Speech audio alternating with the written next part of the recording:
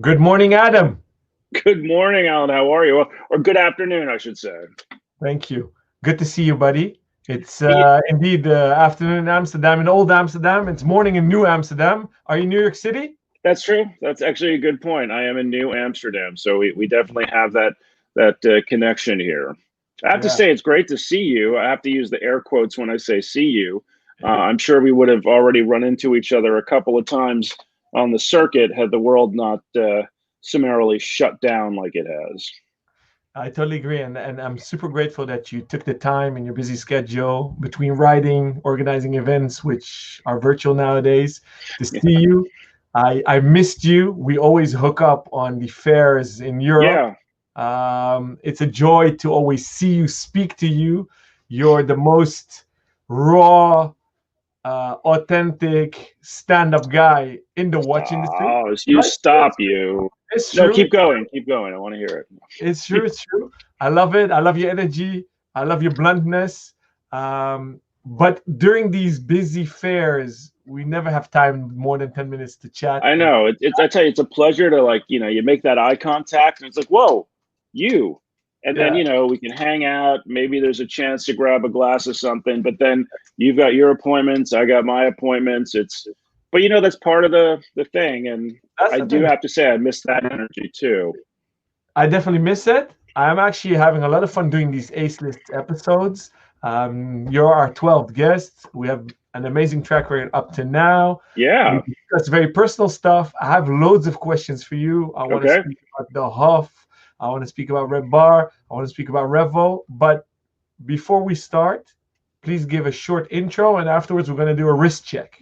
Okay. Fair enough. For those of you who don't know who I am, and that may be quite a few of you, my children know who I am. That's about it.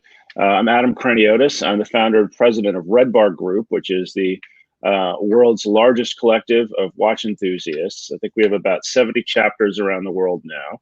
And I'm also the editor at large for Revolution Magazine USA. Amazing. Awesome. And a big watch freak and nerd. Well, yes. I mean, this all is a direct result of that. Yeah. So, what are you sporting today, Adam? Well, it's interesting. I'm about to take it out of its packaging and put it on for the first time. It's my Knight Rider watch. So Amazing. yes, actually, you know what? I think I should probably keep it safe. I think they're worth more this way. That's It cool. is definitely an investment piece. So you can keep your, Speedy Silver Snoopy awards and your, Rolexes and Pateks. Yeah, I you got say that those. because you already have them, but okay. Awesome. Did you find it on eBay? Actually, this was a birthday present from a very good friend of mine, who she looked high and low, and then she's like, what do you get the man who has everything? That's what you get the man who has everything. So Funny.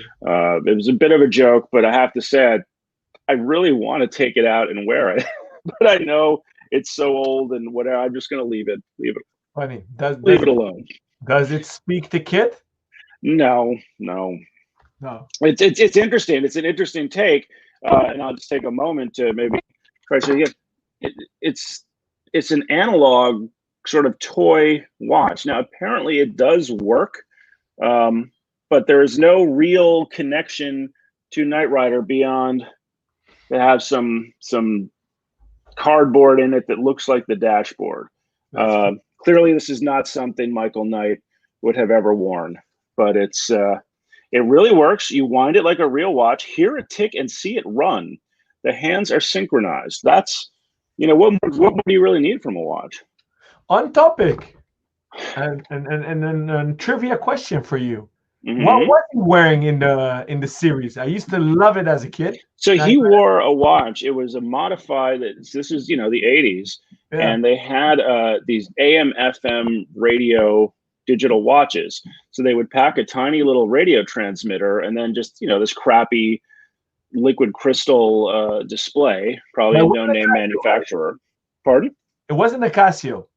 Well, that was the thing, is that it didn't really have a brand per se. These watches were sold under a lot of different names. I think there was probably just one place that was churning them out, and then you could buy, uh, you know, whichever models you wanted, and then just slap your name on it or whatever your company was. But the dials on the front of it were actually to tune the radio. And what they did, the prop guys, is they just covered them up, and they had the words transmit and engage. And then he would just, Kit, I need you, buddy. Kit, where are you, buddy? You know, right. Fratello's asking a question here. Kit or car? I keep the questions to the end. Okay. They're pumping questions out. They wrote hi. They're asking this. So do you want to answer this? Or I'm just going to say right now, I have a lot of affinity for Carr because, you know, I think he's just misunderstood. I think if he had grown up in a better situation, his life would have turned out differently. But obviously, Kid is the hero. So yeah, you know that you have Kid. Who's behind his handle today? Because they switch up these guys. Yeah. They're goofing around. Well, that's a great question, and you know, because again, Kit was the Knight Industries 2000, but Carr, who was the original, was the Knight Automated Roving Robot. So yeah. I'm going to stop now. But yes, thank you. They got that. But if you want to see what I'm really wearing, though, I do have to give a shout out here because I'm very, very proud of this watch. Maybe I should take it off. No, I love this watch. Neil's shown it to me beforehand. I think it's a home run. Integrated bracelet, Frederic Constant, perpetual calendar, in-house, RedBar edition, right? Yeah, and this is ours. I don't know if you can get the there you go. Yeah. So we actually have our logo on the back, and then we work with them to design these models. So we've got the gray dials with the red accents, and there you go. And then for the perpetual calendar, we did 10 of these. I love the moon phase. What we were just referring to this one as the blood moon.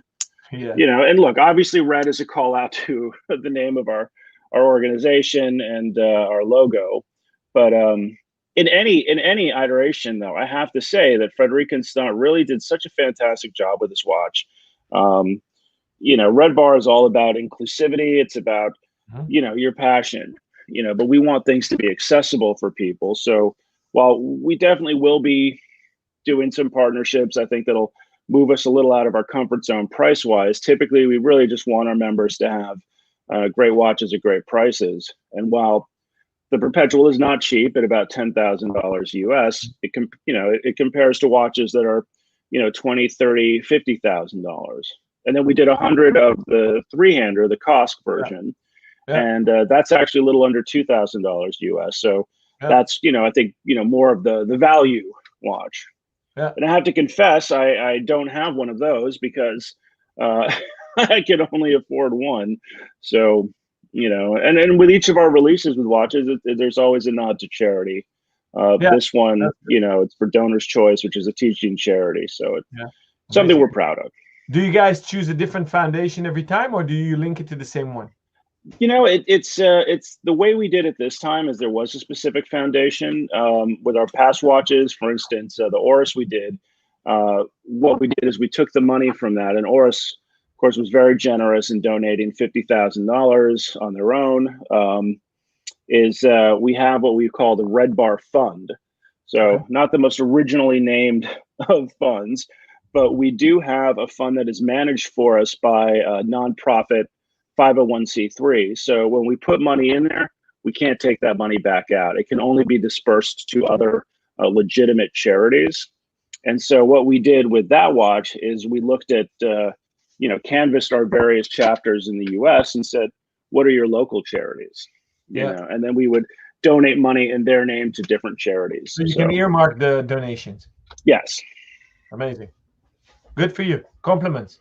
Thank you. So, and compliments to Frederic Constant, Niels Egeding, the CEO, who's a buddy of mine. He gave you guys the platform because they just launched this model, right? And they gave you it immediately. Yes. I mean, when we started talking to them, you know, this was almost a year ago. And so no one else had really seen this. So right off the bat, we knew, you know, this was going to be a perfect fit for us. And I have to say, like I said, if you don't like gray, the blue dial is fantastic. The white dial is fantastic.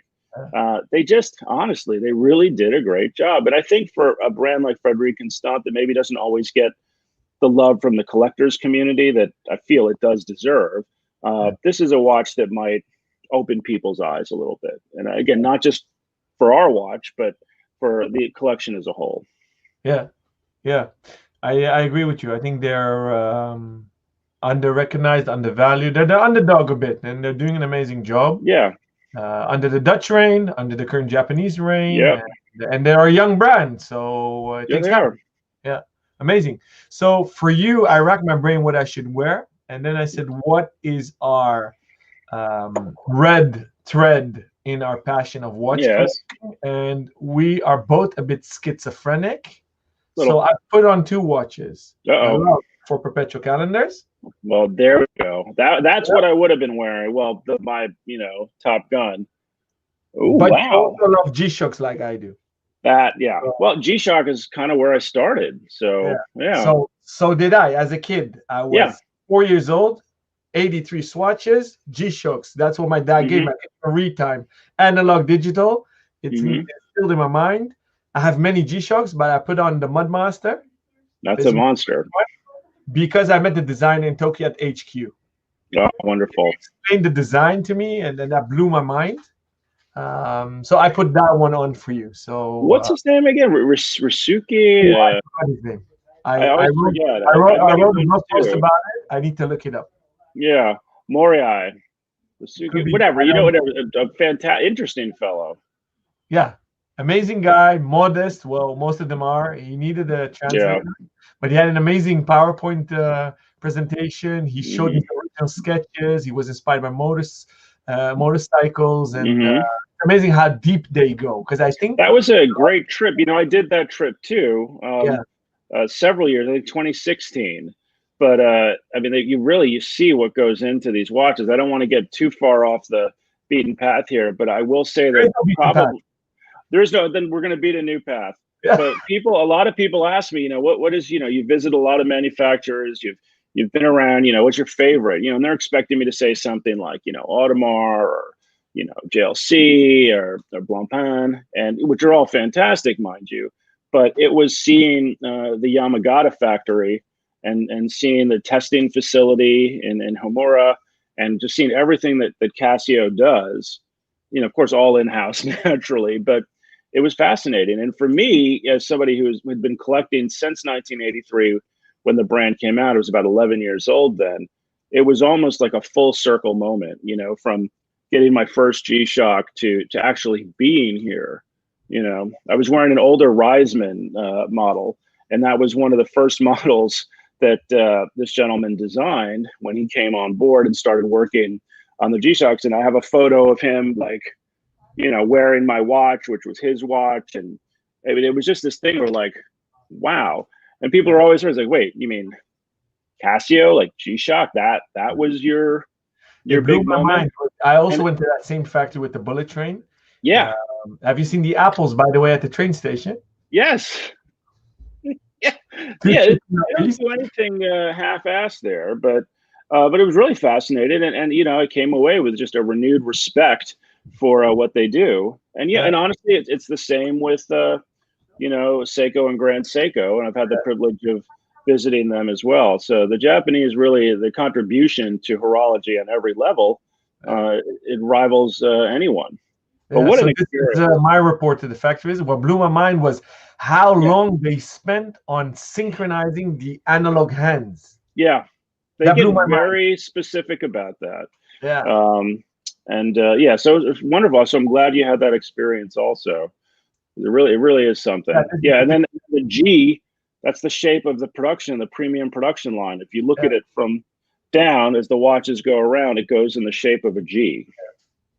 And I never knew they used alpha gel from A6. Yep. So you did the egg with the bowl, yeah. Yeah.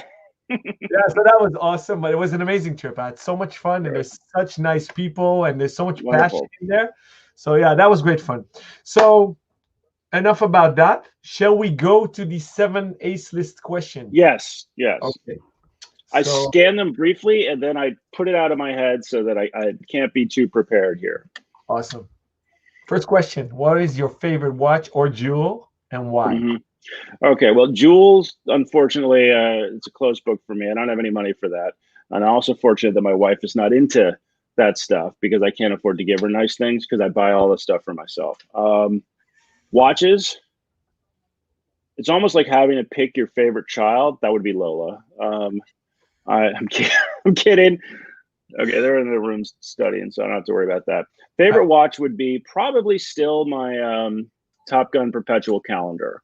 It's not the watch. All these years. After all these years, I think, first of all, it's a watch that's sort of my spirit animal. I think when people think of me, if they're thinking of me in a watch context, that would be the watch, yeah, that you would think of me wearing. Yeah.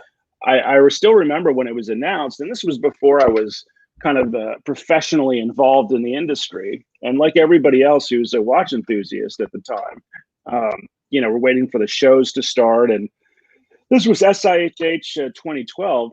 Yeah. And of course, everyone's at their desk. We're just hitting refresh, because we want to see the brands start announcing, the watches. We're going to Hodinkee, we're on the forums, we're on their websites. Like, what's going on? And when that watch was announced, the first thing I did is I just shot an email to the AD that I worked with. It was an AD Artistic Jewelers down in St. Martin.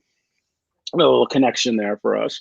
And I was like, look, I just this watch. I need this watch. I mean, they're reading my mind.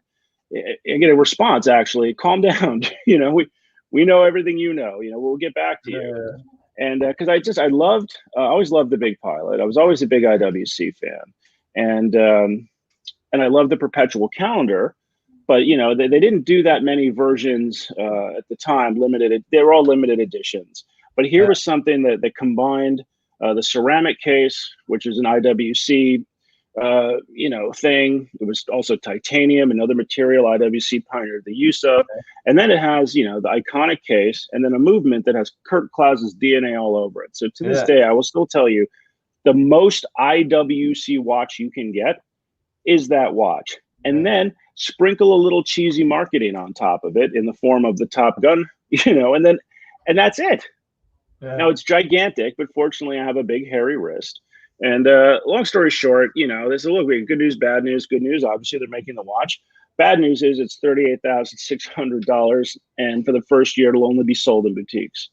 That means no discount. You got to pay tax, and I didn't even have $38,000 to begin with. So it was a weird journey towards getting the watch. Suffice to say, I did, and it's just a watch that's remained special to me for a lot of reasons.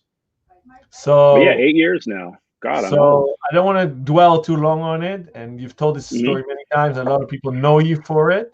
Did you really have a mohawk, and did you really shave it off because your mom said so? So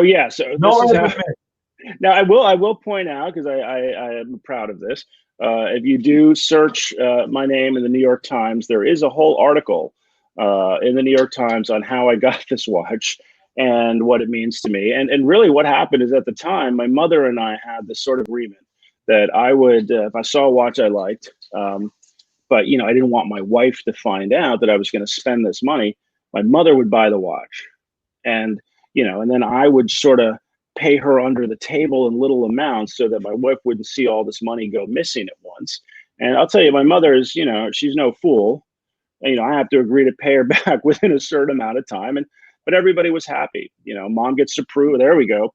Mom gets to prove that she loves me more than anyone. I get my watch and I stay married, and my wife doesn't hate me. What happened with this particular watch is that not only was it a little more expensive than anything I had come to her before with, but it was just like this, that she was just so upset because at the time I called it the corporate hawk. So as you can see, I can't really grow it anymore, but I used to have this mohawk that would go straight back. It was pretty low down. That's kind of it. That mustache is pretty embarrassing too. As you can see, my son is very upset. We both just got soaked in a fountain. And the reason I had the mohawk, and I did work in a corporate capacity at Macy's, is a whole other story. And how I got away with it, I still don't know. But she hated it. So she saw an opportunity. And she said, look, obviously, I love you. We're going to do the deal like we always do. I know you're good for the money. But I'm not going to do this unless you shave that thing off your head. I'd had this for at least a year, and I was getting pretty good at managing it. And And I was like, you can't. That's asking Samson to shave his locks. I'm going to lose my power. I'm not going to be the cool dad anymore. Now, what I didn't realize, of course, is I did look like an idiot. And but I'll tell you what, mom always wins. And the very next day, I meet her for lunch. Mohawk's gone, and we just go straight to the bank. We had to wire the money, and so she got her wish. And then she wasn't done yet. So this was actually the year I turned 40, and which again, wow, 8 years ago. And so when I got back to, I started paying her, and I was within $10,000 of, the money that I owed her. And, I'd sold a couple watches. So, I had the money on hand. And then she just said, no. What do you mean, no? She goes, we're good. So that was sort of her gift to me, for turning 40 was, look, that $10,000, I just wanted to make sure you had it. Now you just move on, do something nice with it. Or it had a double story to it. Yeah.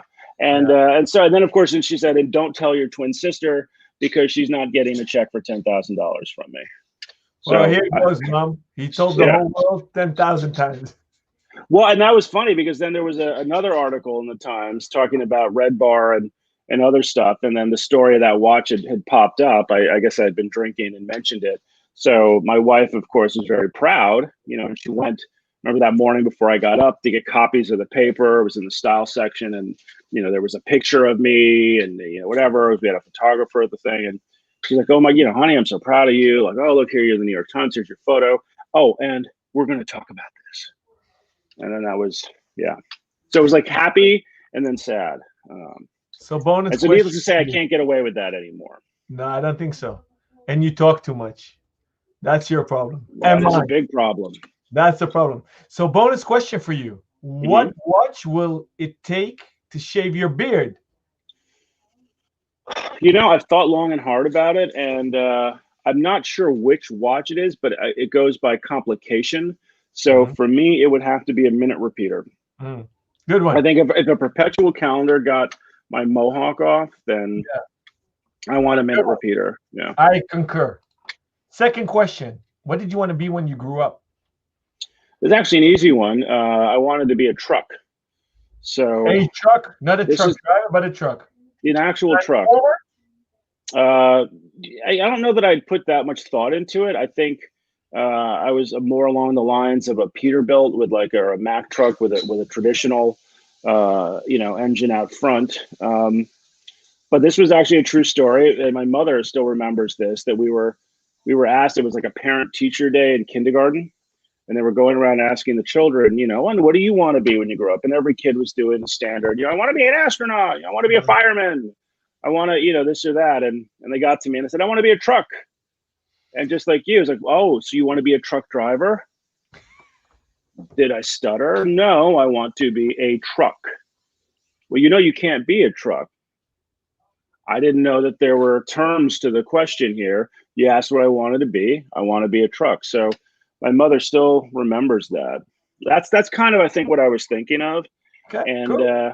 But I'll be honest with you. When people ask that question, as a child, I was very preoccupied with being a child. So I never really thought about that. So I didn't have that I want to be an astronaut thing or whatever. My father was a businessman, so that wasn't very sexy. I didn't want to be a businessman, and my mother was a clinical psychologist, so I didn't really think about doing that. So I didn't have anyone around me that was doing anything particularly cool. I think if my father was the president of Casio, then I would, I want to be the president of Casio. So, and truly what I do now is not at all what I would even imagine doing ever. So maybe a quick, you gave me a stepping stone. I wanted to ask you later. So you mentioned Macy's. You're born and raised in the Big Apple? Correct. So you worked in fashion in a corporate capacity. Mm-hmm.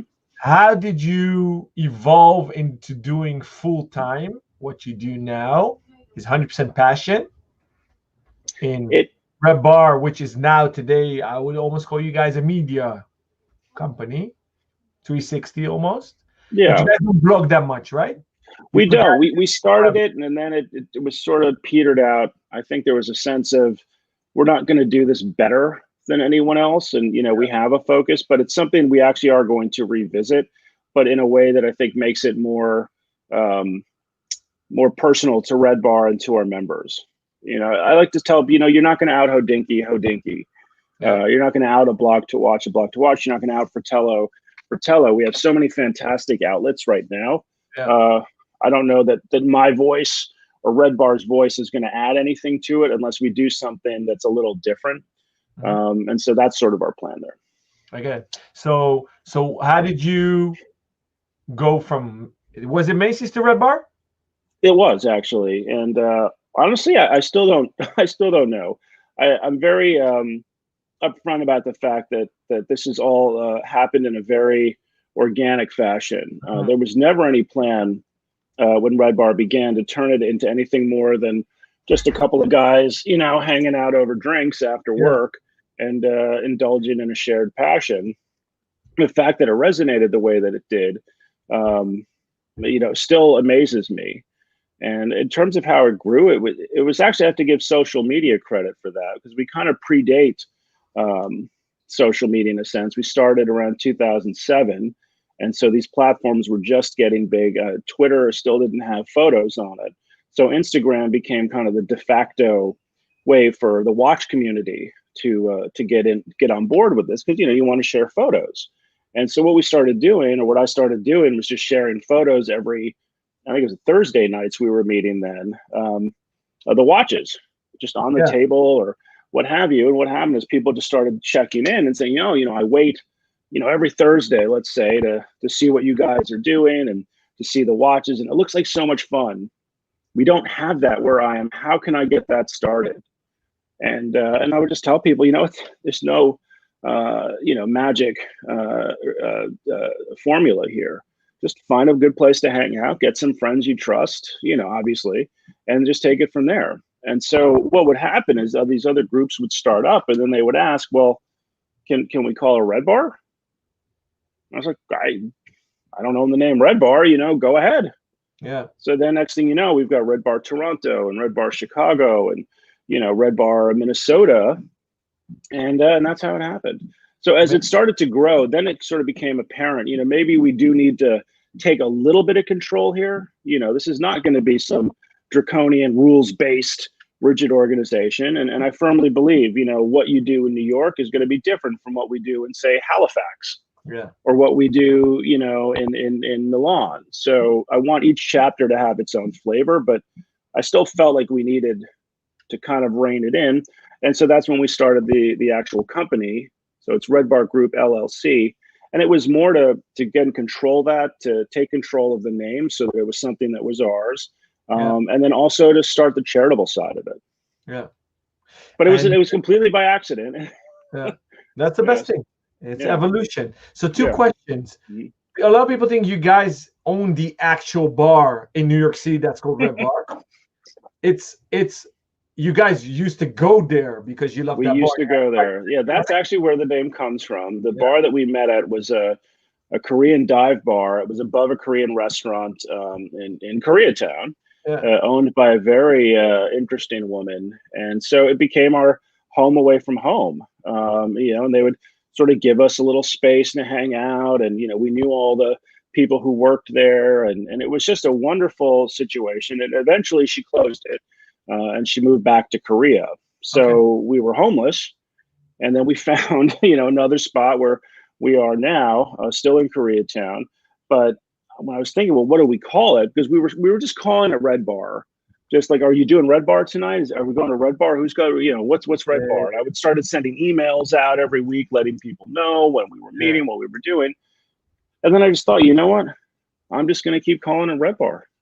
And so when we started the company, it was just to sort of, it already branded itself. The name has nothing to do with watches, but it was, and I found out, by the way, that Sai, the woman who owned the bar, passed away in Korea. So there's a part of me that kind of, hopes that she gets a kick out of the fact that, we're still doing this and we're still carrying the name on. So yeah, that's cool. Yeah. That's nice. It's a nice tribute. And I saved these questions for later, but we're in the flow. Okay. So besides that, you guys, I think my interpretation why you guys were and are still so successful is because I called it democratic. It's down to earth. It's the way you are and your friends that set it up. Um, and I think every scene is different in Asia, Europe, North America. Obviously, there's less of these gatherings, maybe in Latin America, Africa, but the scenes are different. Horologerie is often perceived as snooty, Yeah. right? And Well, I mean, Red maybe Bar's a not even reaction to perceived. that. It's maybe often the stores are maybe like that. The brands might Mhm. be like that. The owners of these watches might be like that. What is it that you think is the USP, the unique selling point, that DNA of Red Bar that makes it so successful? It's exactly what you were saying.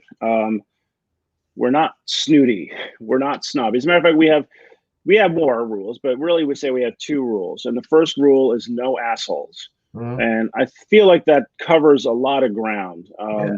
So that it snobs, anyone with attitude, preconceived notions.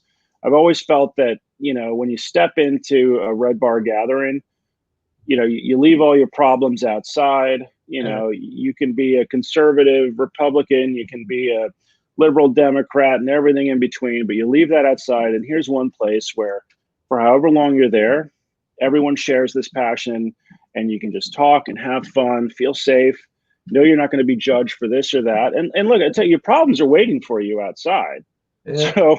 So don't worry, you can go right back to that. But if you come in and you start with this sort of attitude of like, oh, like, look at this is watches beneath me, bleh, because I have my, well, get the fuck out. I hate to say it.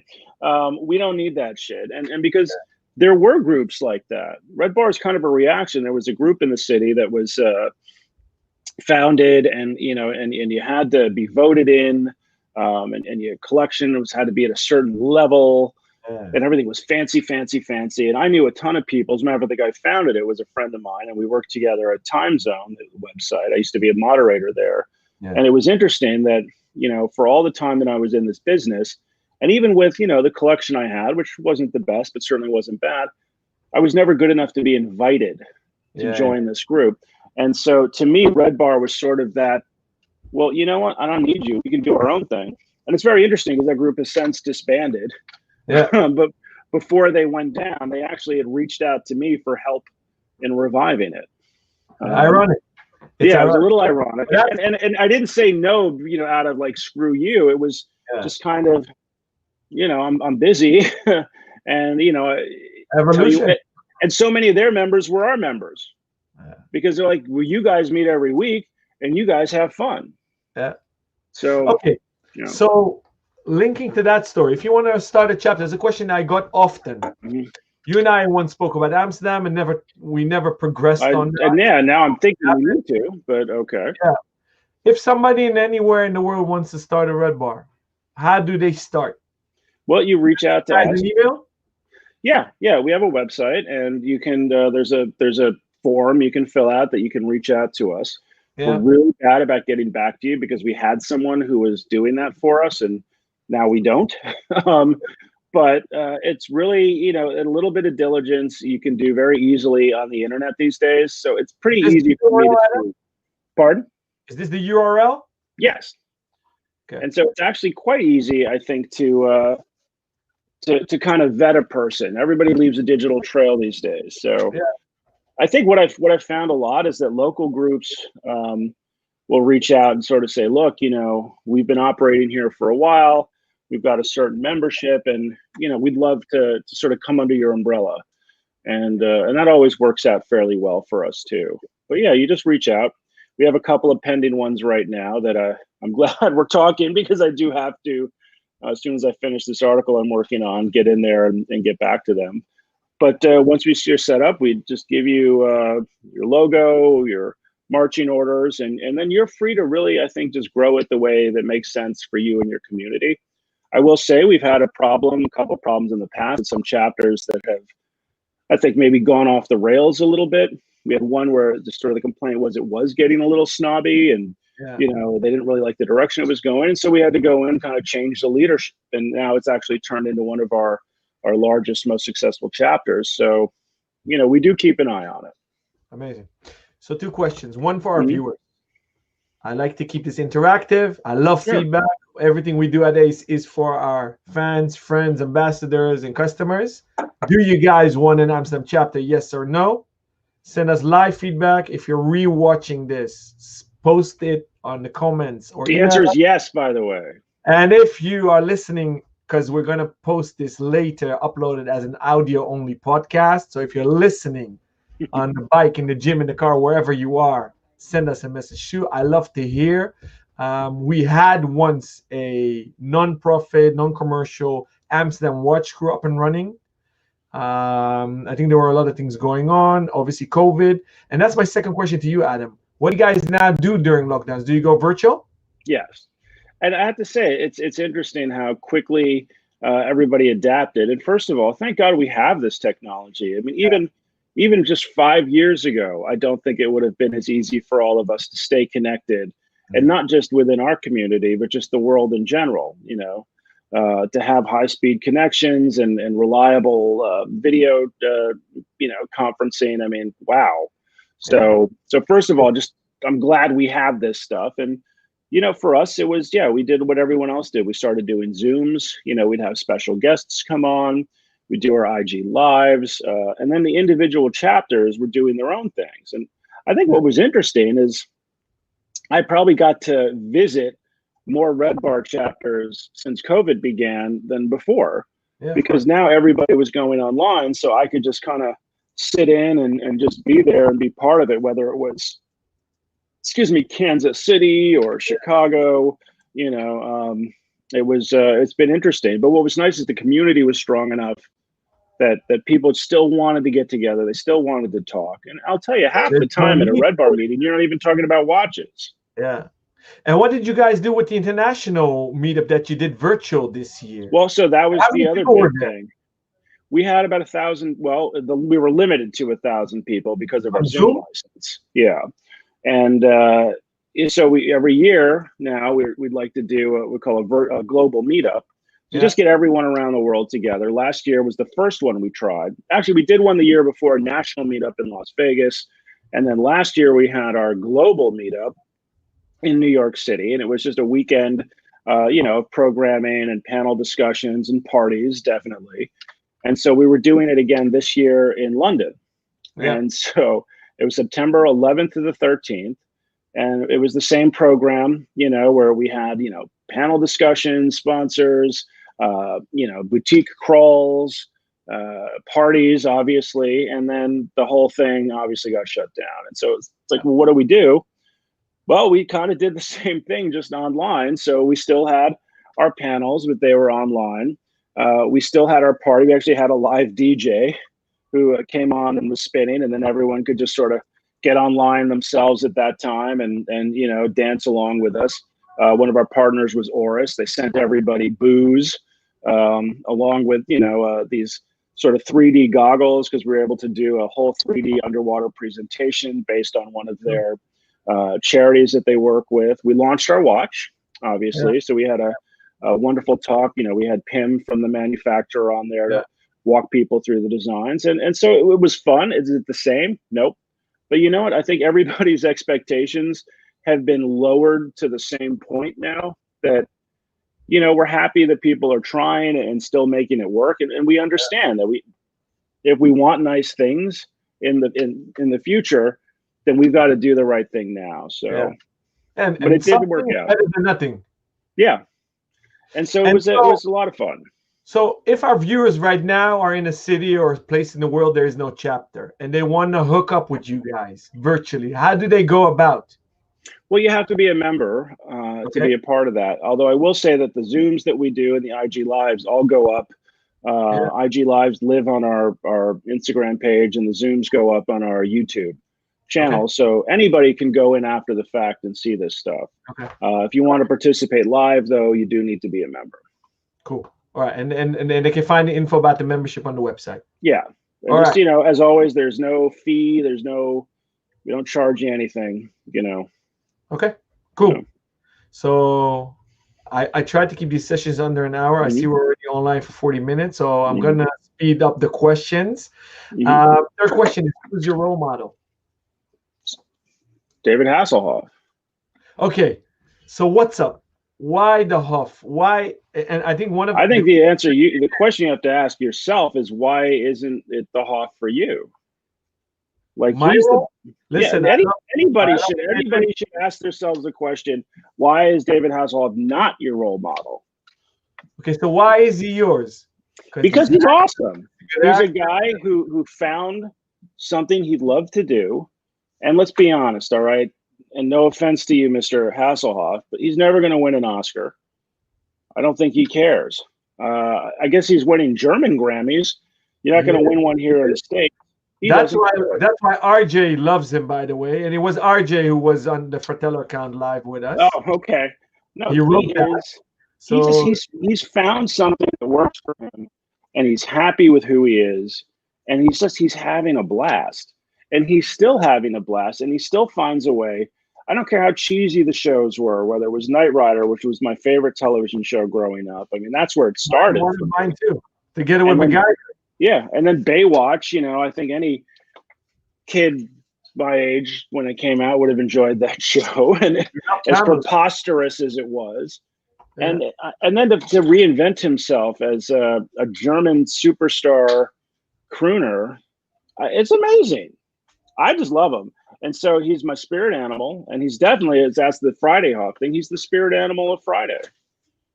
You And want to have a okay, good Friday, you listen to and what that, Friday Hawk tells you. do you really hate that Monday so much that you post these awesome cartoons? What, you really have Monday blues ever since you're an entrepreneur? I don't like Monday. Wow. I just, I'm not a fan. I'm not a fan. I think you have to prepare yourself. Really? And so, these posts that I put up, I think are kind of ways for people to stay on their toes and just know that it's Monday and you got a whole week ahead of you. But But whenever I see it, I'm already 3/4 of my day.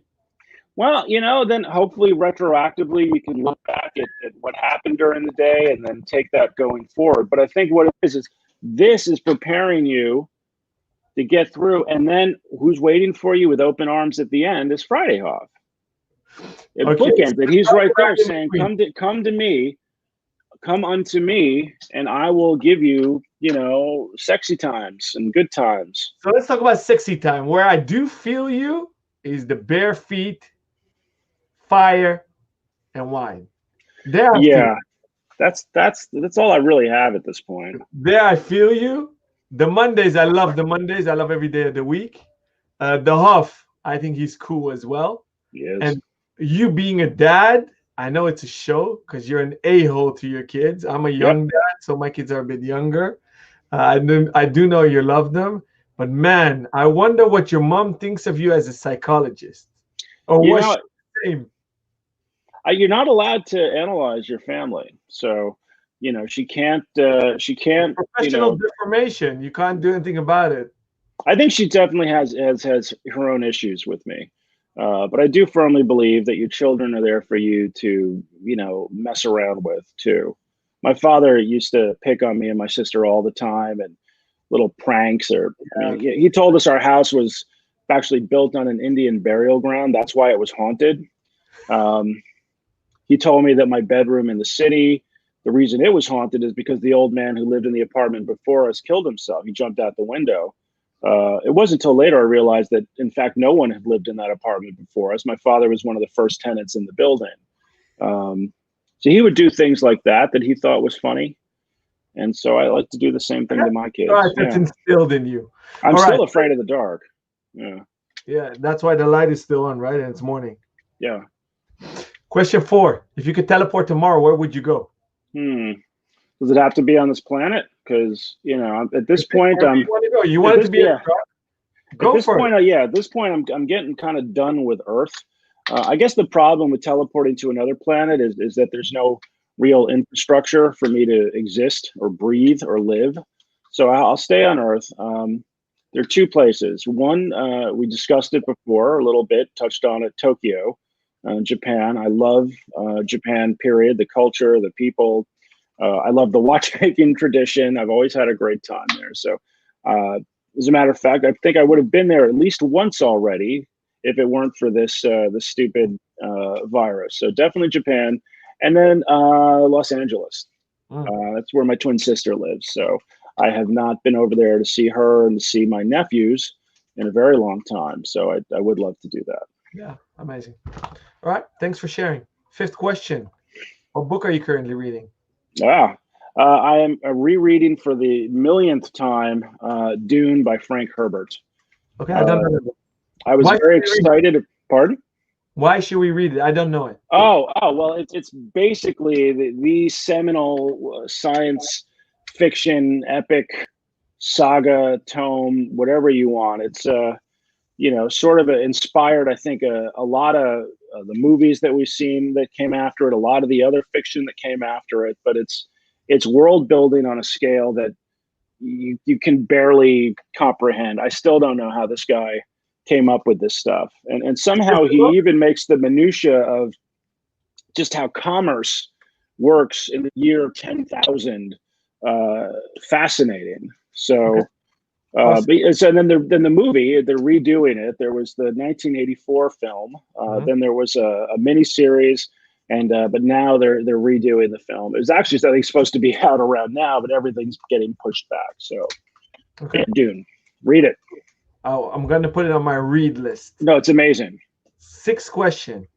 What do you think is going to be the color of 2021? Look, it's either blue or green. I think for the past several years, it's been blue or green. Two colors I enjoy. And I'll be honest, my favorite dial so far, with the exception of my gray dial, but I don't think gray is the color, is the Blancpain Marocain. I believe I'm saying that right. That was the limited edition they did. And of course, they just came out with the chronograph version, the non-limited edition. But that green dial is insane. And then if you look at the Moser Streamliner, again, a very similar take on that color green. Yeah. So I'm leaning more towards green, maybe. Okay. But, Tudor will have you believe that it's blue. Yeah. I expected you to say red, though. Well, you know what? There is going to be something coming out. Not a RedBar release, but a very interesting piece that we will be sort of involved with.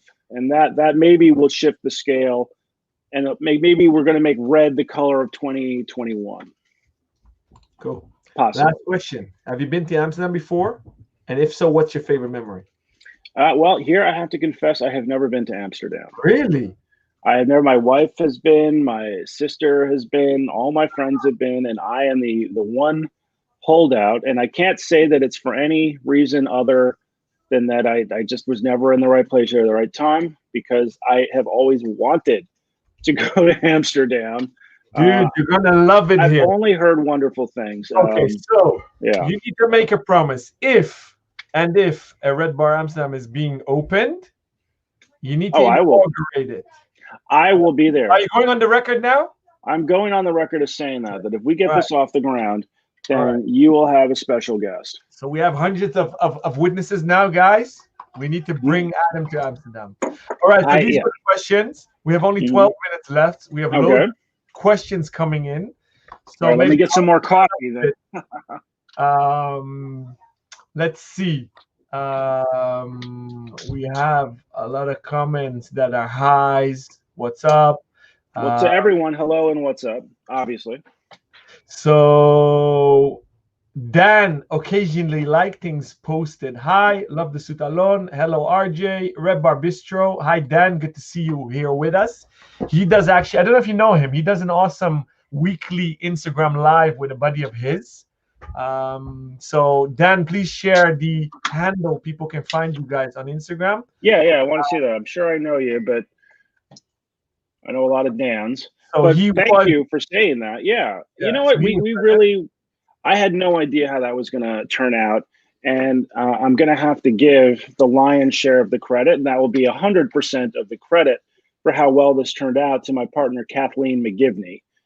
She really went above and beyond like she always does, but she organized it, wrangled all the personalities. So we were very we had as much of an idea of how it was going to turn out as anyone else did, and so I'm glad you enjoyed it. And you know what, I had fun too. But man, we let out a big sigh of relief when that thing was over. Yeah, because there was a lot that could have gone wrong. I can imagine. It's new. It's big. So yeah. On YouTube, RJ says, "Don't hassle the Hoffman." You never hassle the Hoff. Those are words to live by. He's on fire, RJ. RJ, by the way, I'm still waiting for your reply on my email, so stop goofing around. And dude, RJ, get on this, man. No, but yeah, looking for freedom. I mean, he single-handedly brought down the wall. Yeah. Have you ever met the Hoff? I did once years ago. He's tall. He's like, I think about 8'3". Really? Okay, maybe he's not 8'3", but he's a big guy. And this was back in 2000, and I want to say 2002, 2003. There was a movie premiere. My sister works in the film business, and I flew out to see her. We went to the premiere of Charlie and the Chocolate Factory with Johnny Depp, and he was there with his kids. And I just went up to him, and I didn't know what to say. I'm like, I'm a big fan. I love Knight Rider. And he was like so happy. But this is before we had iPhones and crap, so I didn't get a photo. But he hugged me, and that changed my life. You're a handsome guy. That's why he hugged you. And thank you. He was I don't care how good looking you are. Nobody sees it when you're in the corona of magnificence that surrounds him. So thank God for Zoom. All right. So we have on Facebook Clement Ho. He writes, Adam, your IWC friend. I just saw you. I just saw your WhatsApp thing there, Clem. I have my phone sitting next to me. I want to go. I never get to go to these get-togethers, and so I think his abbreviation is a typo, right? He means RB, RedBar. Okay. Right. So no, they do a wonderful get-together, the IWC guys, and but it seems like every time that this was going on, I was traveling somewhere else or something came up. So, and of course now I can't travel at all, but I will make it one of these years. Soon. 2021 is going to be our year. We got to get this thing under control, and once we get the vaccine and everyone's fine, then boom. Okay, so RJ's still goofing around. RJ, we're not going to ignore you, buddy. William, who's a big collector in the Netherlands, good to see you. Thank you for joining us every time. He writes, nice, RedBar Amsterdam. So we have a vote in. Okay. Yes, wash your hands. Well, right. Boss, definitely. So, Bus, thank you for joining us. I know that guy. Let me see. We have more questions here. Rocky, one of our regulars. He actually has his own crew going on. So maybe he needs to set up the Amsterdam RedBar crew. He writes on YouTube, hi, Adam. What's the secret to success of the RedBar crew? How did you manage to become this big? I think we dealt with that, right, Adam? We talked about it, but it's really, I think it was being in the right place at the right time also. And just sort of having that momentum behind it. And then it's the spirit. I think everyone has to figure out how they want their groups to be. And look, we're not the only game in town, and we're not going to be the only game in town, but we're very specific about just everybody's welcome. Yeah, awesome. So big collector, Mark. Crap. Mark. Big I see you there, Mark. And trust me, hold me to it. You can hold me to that, brother. By the way, you want to know something funny? Looking at spirit animals and everything, the airport abbreviation for Amsterdam is AMS. Mm-hmm. But us Dutchies locally write Amsterdam ADAM. Yes, and that's how it should be. So it's A''DAM. So the dam. All right. So one or two more questions. Let me see. We have a lot to go through. A RedBar edition. Dala is helping me out. Thank you, Dala. You know what? RJ's got the lock on those. We're not going to. I think, I don't, first of all, I don't know that they would ever give us the time of day in that capacity. And secondly, to be honest, we have so many limited edition Speedmasters that I would like to see only the professionals like Fratello keep working on that stuff, the Speedy Tuesdays. So I don't think we're going to be seeing one of those. He He's commenting while you're talking, and he writes on YouTube, Dan, we have enough telegram speed buses now. I'm just sorry, but Someone else needs to turn. when you have a guy like Robert, who is literally like the Speedmaster super freak, the watches are going to be fantastic. Personally, I can't wait to see what's next from them. So, but yeah, I don't know that we're going to be the ones to get a turn.